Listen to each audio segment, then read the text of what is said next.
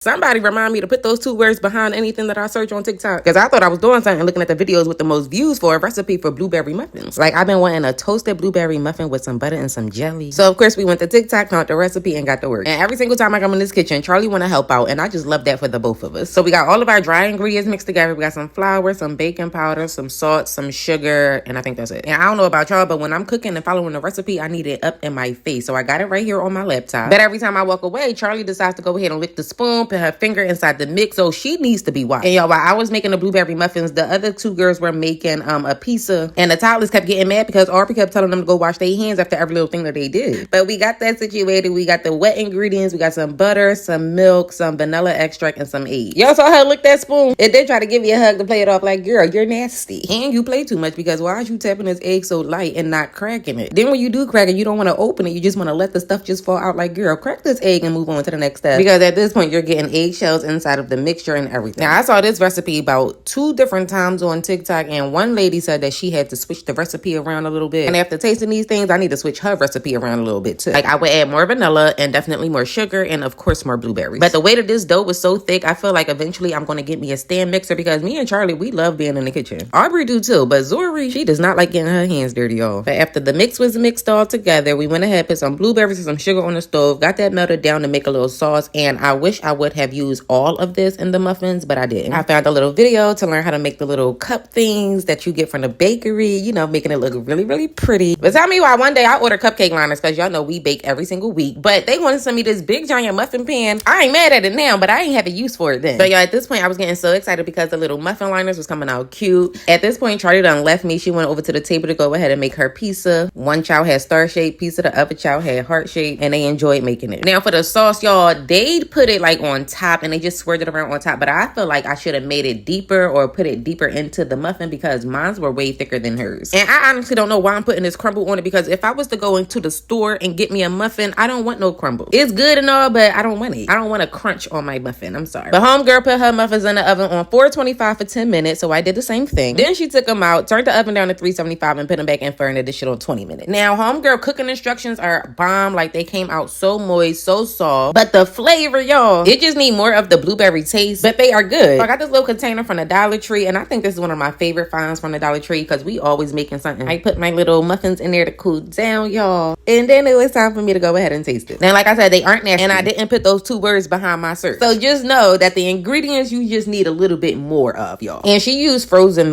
blueberries. I use fresh, and I don't know if that makes a difference. But y'all, they not nasty. We heated it up, and it tastes much better heated up. So just imagine when I toast it and dress it all up. But I do want to tweak the recipe some more.